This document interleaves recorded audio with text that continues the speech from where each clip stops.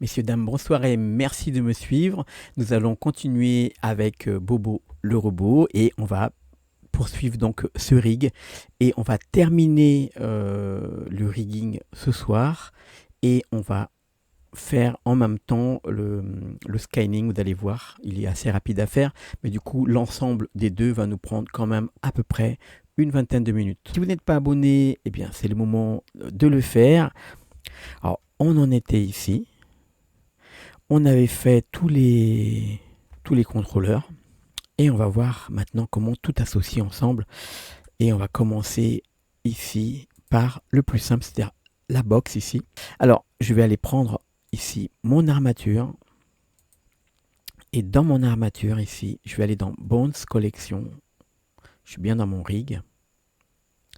Je prends le Bones Collection ici. Et je vais faire apparaître Def. Alors, je vais cacher tout le reste. Hop. Et on a donc ici le rig qu'on appelle de scaling, c'est-à-dire sur lequel on vient asseoir, on vient poser nos parties, soit de façon souple, soit de façon rigide. Donc justement, on va voir ça. Alors, on prend par exemple, je passe en mode objet. Je vais mettre quand même pour vous le screencast.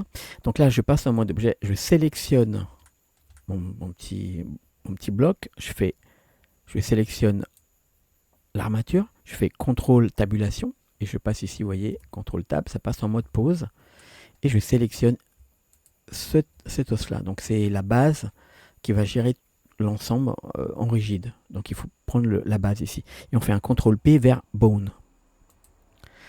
On va faire pour la jambe et le pied, on va sélectionner ensuite l'armature et on fait un CTRL P cette fois-ci en automatic wake. Donc en automatic wake, en fait, on aura. Hop, je vais prendre un forward ici, un AK, pour que vous voyez en automatic wake, on aura donc la jambe qui va être souple et qui est déjà bien riguée, vous voyez. Hop, ici, vous voyez que tout est impeccable. On fait la même chose avec l'autre pied. On sélectionne l'armature à la fin. CTRL P, wake, automatic wake. Donc là, pour les pinces, par contre, du coup, je les avais changés. Alors, ils sont ici. Pour la pince, on va prendre l'objet. On fait Shift-clic, CTRL-tab. On sélectionne CTRL-P. Ici, c'est pas automatique, mais bone. On fait la même chose ici. Shift, l'armature. Et CTRL-P vers bone. Alors, je vais faire vite. Je vais accélérer. CTRL-P et CTRL-P vers os. Donc là, on fait des parentages rigides. Et alors, le coup, on fait un parentage CTRL-P, CTRL-P en automatic wake, parce que comme ça, le coup, il va être souple. La tête, alors je peux sélectionner, c'est plus facile de prendre à chaque fois le route, il est à l'extérieur, c'est plus facile à sélectionner. Donc la tête, je contrôle tabulation pour passer en mode pause, tac, CTRL P vers os. Et pareil ici pour les sourcils, CTRL P vers os, CTRL P vers os. Alors la bulle, clique l'armature, contrôle tabulation, je sélectionne l'os. Alors je peux enlever torso pour cacher tout ça. Là on est vraiment sur l'os de scanning, hein, les os de scanning. Alors on sélectionne ça, CTRL P vers os. Et là, on attaque la partie un petit peu plus délicate qui est celle des courbes. Alors, on va commencer par cette courbe-là, ici. Et vous allez voir que, alors je vais cacher la tête, hop, H. Et vous allez voir que, ici, on va devoir passer en mode édition pour faire un hook. Un hook, qu'est-ce que c'est le hook? Eh bien, le hook, c'est un hameçon qui va agir depuis l'extérieur de l'objet, qui va pouvoir déplacer à l'intérieur soit une partie d'un maillage, soit ici une courbe. Donc on peut faire un hook avec CTRL H vers un objet empty, mais on peut également, vous allez voir, hop, on se repasse en mon objet, on peut également faire un hook vers un bones. Donc là, on fait comme ça. On sélectionne d'abord l'os que l'on va ajouter comme hook. On repasse en mode objet. Hop, et en fait, on sait que, enfin, Blender sait qu'on a sélectionné cet os-là. Maintenant, je vais prendre ma courbe, je fais un contrôle tabulation ou alors je passe en mode edit ici. Et je vais sélectionner cette poignée et je fais CTRL H pour faire le hook. Là, ce hook, je vais lui prendre l'objet bone. C'est pas plus compliqué que ça. On repasse dans l'armature, contrôle tabulation, je sélectionne la base ici, l'os de la base. Je repasse en mode objet. Je sélectionne de nouveau Shift ma curve et je vais de nouveau repasser en mode édition et je sélectionne ici la partie basse de ma curve et je fais un CTRL H vers Selected Bone. Alors si maintenant, hop, si maintenant je prends eh bien, mon armature, je vais réactiver torso ici pour avoir mes contrôleurs. D'ailleurs mes contrôleurs sont un petit peu mal placés ici, mais c'est pas grave. Je peux les laisser dans torso ou je pourrais éventuellement les placer dans face, mais ok. Là, si maintenant je prends la pointe ici de la queue du chien, vous voyez que ça fait la queue du chien. C'est parce que j'ai pris le sample petite queue du chien et vous voyez que ça fonctionne comme ça. Donc là, on peut tourner sur les côtés. Alors peut-être qu'on peut revoir à l'intérieur ici, au mode édition, on peut revoir la taille ici de nos poignées, des poignées qu'on a pour la courbe. Vous allez voir que ça fonctionne mieux. Voilà, là par exemple on a un truc assez sympa. On va prendre cette partie-là aussi. Je vais vous montrer les deux façons de faire. Donc sur cet œil-là, je vais faire d'une manière. Alors on a ici, dans Objet Data, de l'œil, on a ici le Vertex Group, mais nous on n'a pas ajouté de Vertex Group. Alors ce qu'on peut faire, c'est sélectionner notre iris, on fait un Shift et on sélectionne l'armature, et on fait un CTRL P, et là on demande un groupe libre, c'est-à-dire un groupe vide, empty group. Et on aura, si on revient sur notre objet, vous voyez qu'ici la liste du vertex group, elle est assez énorme. Donc c'est une façon de faire. Si maintenant je vais sélectionner l'œil ici qui va me servir de contrôleur, enfin de scanning, pardon, eh bien on a cet os-là qui va servir de scanning et il s'appelle Def Breast L. Donc il faut déjà l'identifier ici. Alors vous allez trouver Def Breast L. Alors c'est du coup, je dois chercher dans l'objet Def Breast L qui est ici. Et on va faire comme ça. Donc on rentre en mode édition, on sélectionne tous les points ici qu'on va associer à cette partie-là et on fait assign. On fait un CTRL I pour inverser et on va assigner le reste à l'os de la tête. Alors l'os de la tête, moi j'ai un petit peu l'habitude du coup, il s'appelle Def Spin 06. Je vais passer en mode édition et je vais chercher Def Spin 006 et je vais assigner. Je passe dans mon armature, le contrôleur de la face et je vais prendre le contrôleur de l'iris qui est ici. Et si je fais S, vous voyez que ça grandit et rétrécit l'iris. Et si je tourne ma tête, eh bien ça tourne avec bien l'ensemble de l'œil. Là, je vais prendre une autre méthode pour celui-là. Je vais vous montrer la deuxième méthode qui est quand même assez pratique. On n'a pas besoin de se soucier de... Elle est pratique surtout dans le cas où on sait quel groupe de vertex on veut associer. Je vais sélectionner d'abord l'objet, donc l'œil. Shift, je maintiens Shift, clic, l'armature. Je fais un CTRL P, toujours ici en empty group. Mais pour le scanning ici, je vais faire comme ça.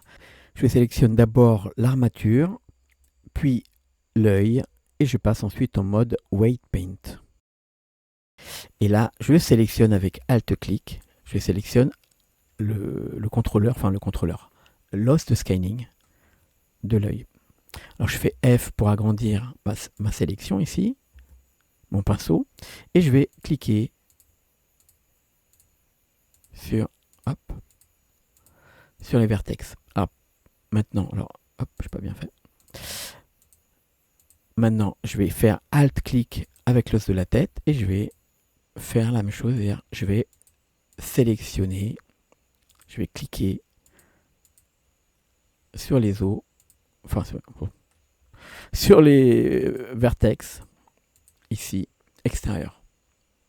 Je peux repasser en mode objet et sélectionner mon armature et faire un essai, par exemple ici, contrôle tabulation pour passer en mode pause. Et je peux prendre, par exemple, le contrôleur des deux yeux, faire G, vous voyez que ça bouge bien. Alors là, on a déjà ici, hop, toutes ces parties-là qui sont bien. Il nous reste le plus compliqué, c'est-à-dire là, ici, là, cette courbe. Alors je vais juste sélectionner, alors, je vais cacher ça, et je vais prendre uniquement mon armature et toute cette partie d'os là. Alors je fais un slash pour tout isoler, et je vais sélectionner pareil ça, je fais H aussi. Donc là je vais juste garder dans mes os, non pas mes contrôleurs, mais mes os de ici, dans bonne collection, hop, les os de def, donc je peux tout cacher ici. Et je vais garder uniquement def ici. Alors là, je crois que j'ai un truc en plus. Ouais, j'ai le métérique qui est visible derrière. Je me disais, je vois des choses en plus. Donc là, j'ai uniquement gardé def et le root, hein, parce que le root, il ne me dérange pas. Alors je peux aussi cacher cet objet. H. Et donc là, je garde la courbe et mes os de scaling. Je vais commencer ici à déjà prendre ma courbe. Alors je regarde ma courbe. Donc là, ma courbe, elle a uniquement, je vois ici, deux poignées de contrôle. Je vais faire ici un clic droit et je vais subdiviser. Donc là, j'ai un troisième contrôleur, enfin un poignée de contrôle, et je vais encore subdiviser. Ok. Là maintenant, j'ai suffisamment de poignées de contrôle. Ce que je vais faire, c'est que je vais les poser pile dessus.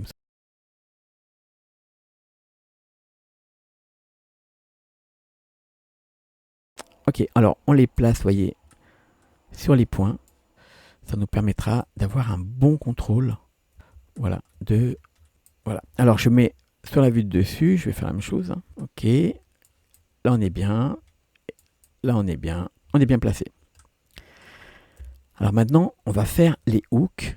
Donc comme on l'a fait tout à l'heure, on sélectionne l'armature, on passe en mode pause, on sélectionne le premier os, on repasse en mode objet, on fait un shift et on sélectionne la curve, on passe en mode édition et on prend la première poignée. Je fais un CTRL H, Hook to Selected Bone. On va répéter cette opération sur l'ensemble de nos os. Je passe ici en mode objet, je reprends mon armature, CTRL tabulation, je sélectionne le deuxième os, je repasse en mode objet, je resélectionne avec Shift,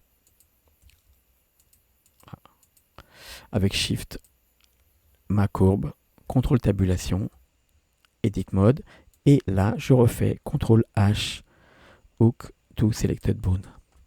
Et je vais continuer comme ça avec toutes les poignées de ma courbe à CTRL H vers Hook, vers Bone, CTRL H, et on refait pareil ici avec la pointe, Edit Mode, et on fait un CTRL H, Hook to Selected Bone. Là maintenant, ce qu'il faut faire, c'est assez important. Là on a une courbe avec plusieurs points de contrôle, plusieurs poignées dessus. On va prendre la courbe en mode édition, sélectionne tous les points et on va dans Control Point et ici on va mettre un type de courbe, ou alors le raccourci c'est V, hein.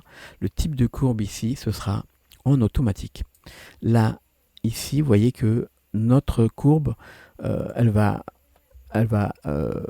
modifier son point de contrôle de façon automatique.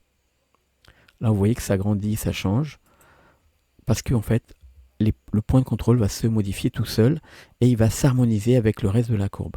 Je fais un CTRL, je fais un Alt H pour faire réapparaître mes objets. Je vais en mode objet ici, je sélectionne mon armature et je vais faire apparaître mes contrôles. Et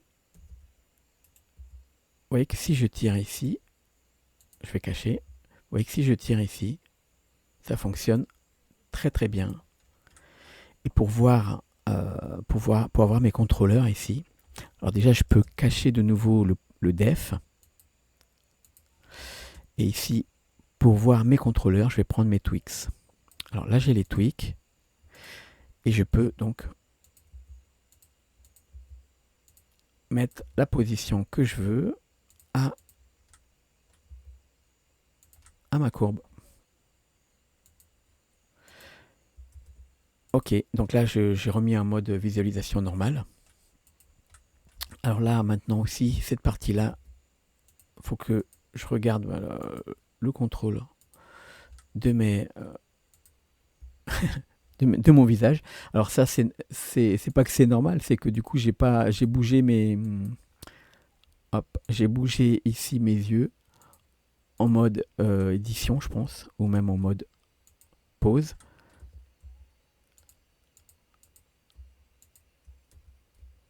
GY, voilà, c'est ça. Donc là, je les bouge un peu sur les Y. Et en fait, ça veut dire que mes transforms, je ne les avais pas bloqués ici. Donc je peux les bloquer ici sur Location, Rotation et pas Scale. Donc là maintenant, si je bouge mes yeux, vous voyez, ça bouge parfaitement. Et voilà, je vous laisse faire les deux bras de notre petit robot. Et on se donne rendez-vous dans le prochain atelier. Alors n'oubliez pas toujours le métarig, il faut le cacher. Éventuellement même vous le cachez de la sélection, vous pouvez le cacher de la sélection ou le déplacer. Lorsque vous avez totalement fini, vous pouvez le déplacer dans un calque rebut. Voilà. Ok, j'espère que cet atelier vous a plu. Si vous n'êtes pas abonné, eh bien abonnez-vous et c'est assez important pour la chaîne. Likez et laissez-moi un commentaire pour me dire ce que vous avez pensé. Alors, petite question du jour. Pourquoi j'ai modifié le mode d'interpolation de ma courbe, de mes poignées de contrôle de ma courbe, et pourquoi donc je suis passé ici dans un mode qui est le mode automatique, point de contrôle automatique. Dites-moi ça dans les commentaires et on se revoit dans l'atelier suivant pour commencer à faire tous nos drivers pour la pince et nos drivers aussi pour les expressions du visage. À la prochaine tout le monde et bon blends.